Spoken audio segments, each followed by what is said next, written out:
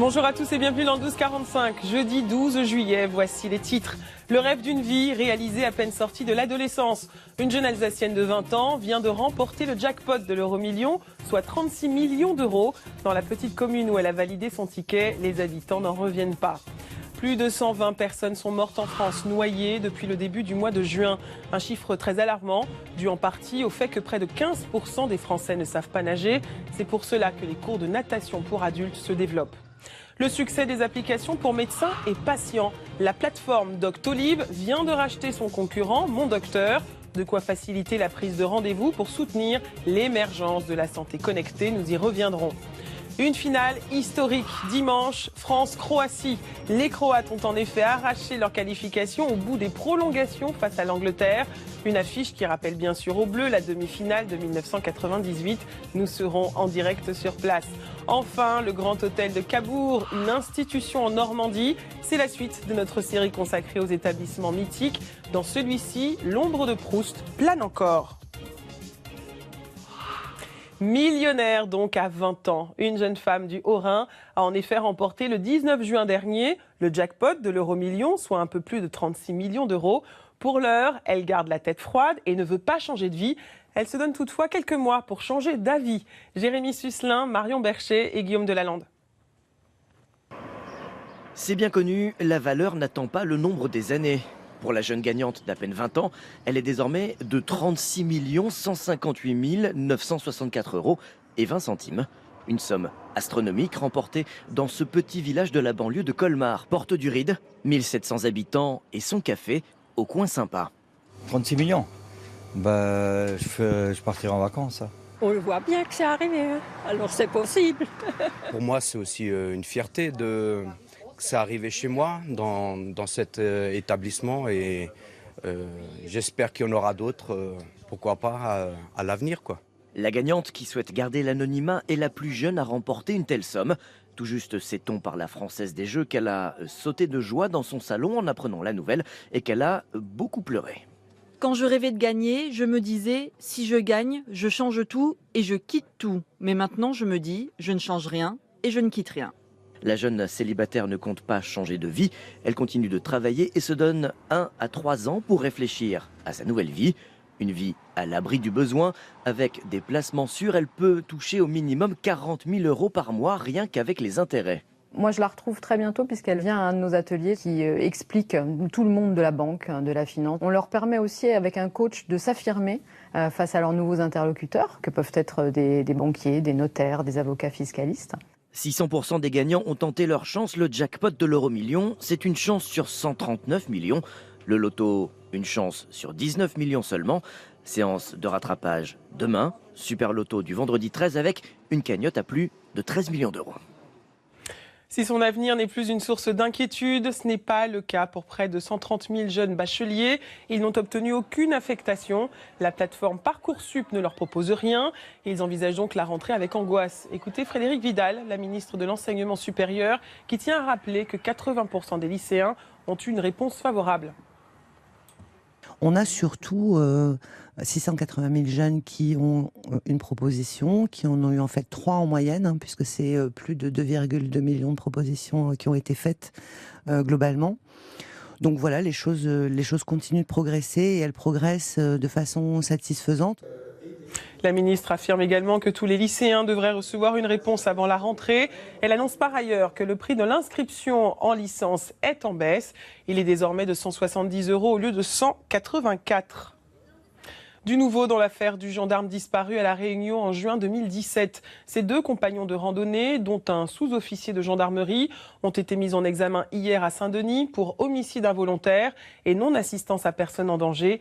Les 2 hommes accompagnaient Mathieu Kézergue, 24 ans, sur un sentier dangereux dans le cirque de Mafate. Malgré leur mise en examen, les 2 hommes sont ressortis libres.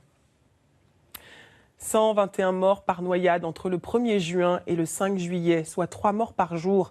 Un bien triste chiffre qui démontre à quel point les baignades peuvent être meurtrières, d'autant qu'un Français sur 7 ne sait pas nager, ce qui représente près de 10 millions de personnes. Les cours de natation pour adultes se développent depuis quelques années. Nils Brunelli, Céline Durchon et Pauline Bensassi. Louis a 4 ans, 2 brassards et une maman aux aguets. Ce que je veux, c'est qu'il reste au bord et qu'il n'aille pas en profondeur, hein, juste pour lui faire comprendre qu'il ne peut pas y aller tout seul sans surveillance. Parce que après, ça va vite, on ne sait pas, dans la mer, des fois, il y a des trous d'un coup. Effectivement, un enfant peut se noyer sans faire de bruit en 3 minutes, dans 20 cm d'eau seulement. Et les plus jeunes ne sont pas les seules victimes. En France, 1 personne sur 7 ne sait pas nager. Les victimes de noyade sont aussi parfois des nageurs expérimentés, ayant présumé de leur force, surtout en milieu naturel. 40% des noyades accidentelles enregistrées ont eu lieu en mer, 27% en piscine, 14% en fleuve ou rivière, 9% en lac ou en étang. Selon l'enquête publiée par Santé publique France, depuis début juin, une noyade accidentelle sur 5 a été mortelle. Dans les autres cas, les victimes ont pu être sauvées à temps. Et là, on va pousser très fort et on va mettre les bras en fusée. Les autorités rappellent qu'il est possible d'apprendre à nager, même à l'âge adulte. Maîtriser des techniques simples, comme faire la planche, réduit aussi les risques. Avant de savoir nager, rien qu'en maîtrisant sa respiration et sa flottaison, sans faire de mouvement, on peut réussir à flotter et à se maintenir, à gérer son stress, sa respiration et à ne pas paniquer. À noter aussi, 20% des noyades ont lieu pendant une activité autre que la baignade, nautisme, pêche, plongée, canoë-kayak, rafting. Prudence donc. Dans l'actualité internationale, en bref, au Japon, chaque jour, le bilan des intempéries s'alourdit. Cette fois, il s'établit à au moins 199 morts. Plusieurs dizaines de personnes sont toujours portées disparues. C'est la conséquence des pluies torrentielles qui ont provoqué la semaine dernière des inondations et glissements de terrain dans l'ouest du pays. Il s'agit des intempéries les plus meurtrières au Japon depuis 1982. Hier, le Premier ministre Shinzo Abe a rencontré des sinistrés hébergés dans un gymnase. Plus de 600 personnes, dont des bébés et de jeunes enfants, sont mortes en Méditerranée, rien que ces 4 dernières semaines. Le chiffre avancé ce matin par Médecins sans frontières, 600 migrants qui ont perdu la vie en tentant de gagner l'Europe. L'association dénonce les blocages des navires de sauvetage des ONG par les États européens. En Italie, le vice-premier ministre Matteo Salvini a décidé il y a un mois d'interdire l'accès au port aux ONG qui portent secours aux migrants en Méditerranée. Aux États-Unis, une femme noire élue maire de San Francisco. C'est historique. London Breed, 43 ans, est la première afro-américaine à diriger une des 15 plus grandes villes du pays. La démocrate a proclamé sa victoire hier à l'issue d'une semaine de comptage de voix. London Breed sera en poste jusqu'à 2020 puisqu'elle achève le mandat du précédent maire, Ed Lee, décédé en décembre dernier. Retour en France avec Elle Danse, un projet qui associe art et bienveillance. Une danseuse professionnelle intervient en effet régulièrement auprès de malades au sein du premier centre européen de cancérologie, Gustave Roussy, en région parisienne. Une démarche qui a interpellé un réalisateur de documentaire, Marion Berchet et Charlotte Dardelin. Dans les couloirs de l'hôpital, entre les machines et le personnel de soins, Aude Michon ne s'arrête jamais de danser. Depuis 2 ans, cette ancienne notaire improvise des rencontres musicales avec des patients atteints du cancer. C'est tout sauf chorégraphié. Je vais m'approcher et en fonction de la musique et de la réaction de la personne, je vais envoyer un mouvement qui sera très spontané et en fonction de ce qu'elle va ensuite me renvoyer. Salsa, rock, jazz, 2 heures par semaine, Aude intervient au Centre européen de cancérologie Gustave Roussy à Villejuif. Rémunérée pour ses prestations, l'artiste de 41 ans performe aussi bien dans les salles de chimiothérapie qu'aux soins palliatifs. Au fil de ses interventions, la danseuse crée du lien avec les patients.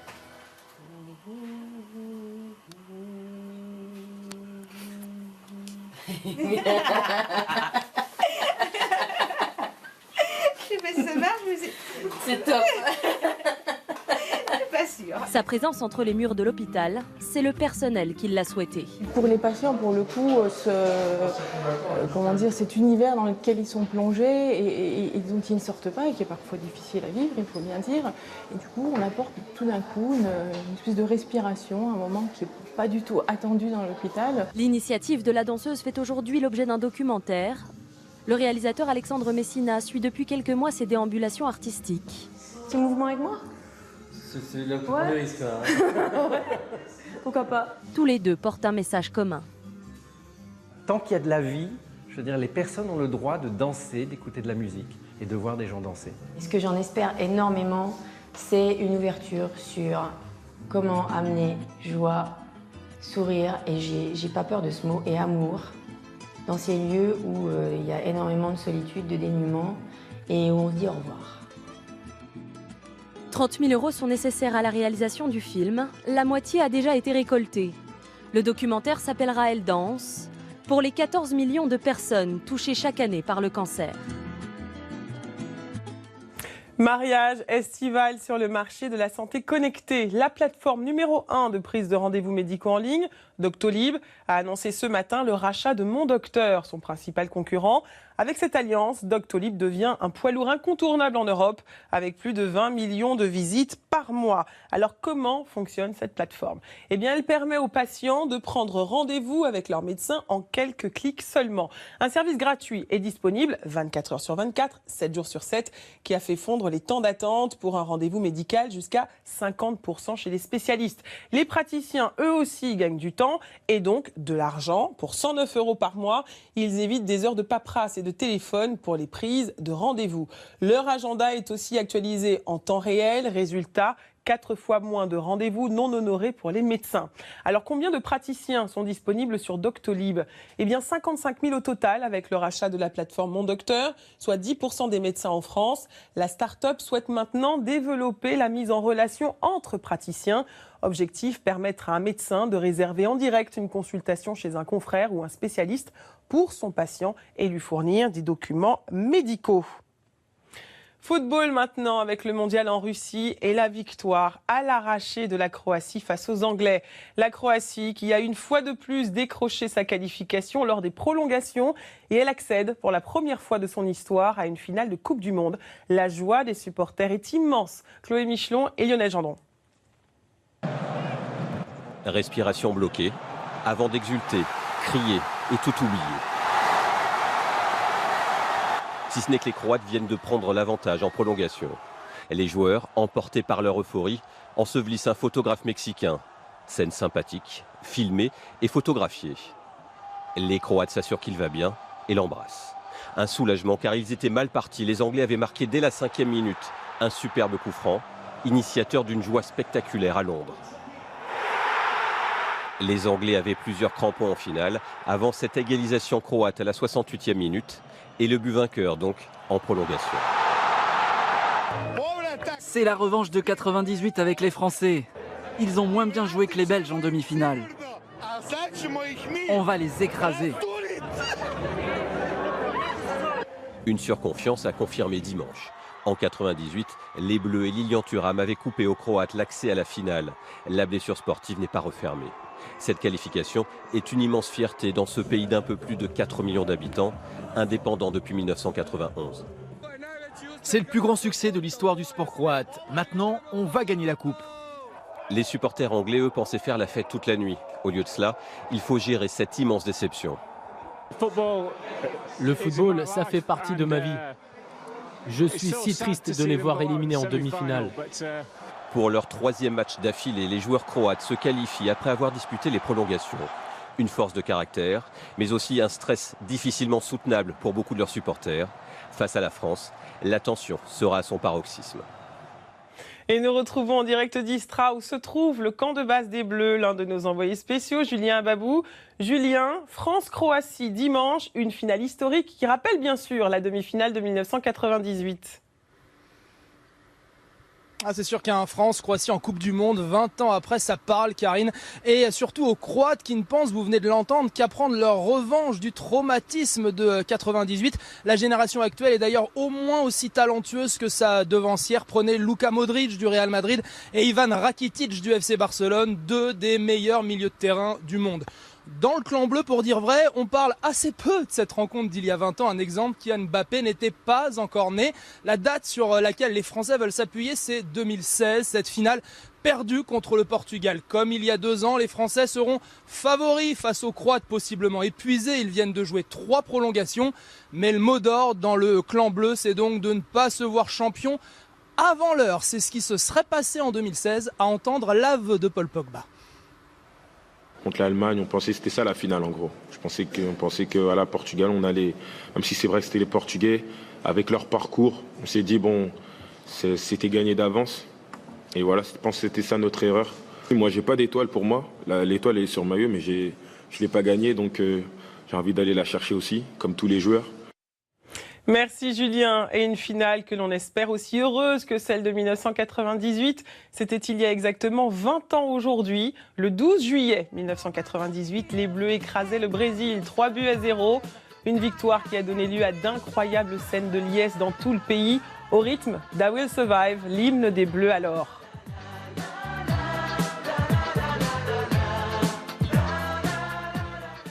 Sublimer le passé tout en créant une atmosphère contemporaine. C'est l'équilibre recherché par le Lutetia, hôtel emblématique de Paris qui rouvre ses portes aujourd'hui après 4 ans de travaux, chiffrés à 200 millions d'euros. Les premiers clients découvrent les lieux, des lieux iconiques qui ont marqué l'histoire. Écoutez. Une des périodes, je pense, qui a le plus marqué l'établissement, c'est le fait que cet hôtel soit utilisé comme hôpital ou centre d'arrivée des déportés qui revenaient des camps. Et je pense que ça a marqué de façon vraiment très très profonde ce lien émotionnel. Et il y a plein de personnes qui, même s'ils ne sont jamais venus au Lutetia, ont un imaginaire sur le lieu qui est très très important. Le Lutetia compte 184 chambres et suites avec un tarif moyen de 800 €. Ambition affichée, décrocher la distinction Palace dont bénéficient 10 établissements parisiens comme le Crillon, le Plaza Athénée ou encore le Bristol. Et justement, parlons d'un autre hôtel mythique. C'est la suite de notre série de la semaine. Elle nous entraîne cette fois en Normandie, à Cabourg, où le Grand Hôtel est une institution, un établissement centenaire marqué par l'esprit d'un des plus grands écrivains français. Linda Kerfa, Anne Burlot et Ingrid Carré. Il domine la vaste plage de Cabourg depuis 111 ans. Une date facile à retenir. C'est le 7 juillet 1907 que l'inauguration a eu lieu. Et depuis ce jour, le Grand Hôtel est une institution de la côte normande. Une côte riche en poissons et crustacés, un vivier pour le chef du restaurant Le Balbec. On a de la chance d'avoir des magnifiques homards de Granville. On a la chance, là on rentre dans la saison du maquereau qui va être magnifique. Une mer riche en produits et où cette mer est vraiment à proximité de l'hôtel. Si ce homard aux 2 cuissons et ces jeunes légumes printaniers crus et cuits vous inspirent, le Grand Hôtel, lui, fut la Madeleine de Marcel Proust. L'écrivain aimait y séjourner, tout particulièrement dans cette chambre, la 414, située au 4e étage. Durant cet été de 1907 à 1914, il y a observé la mer, de son lit, via cette porte d'armoire. Mais surtout, il y a fait naître ses personnages.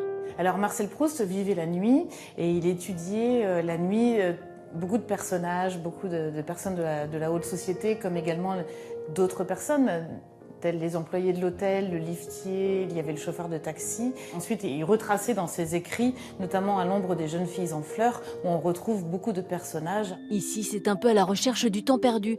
Dans le faste de cet hôtel 5 étoiles règne une ambiance sereine, familiale. C'est les clients qui nous apportent des cadeaux, c'est le monde à l'envers. Merci beaucoup.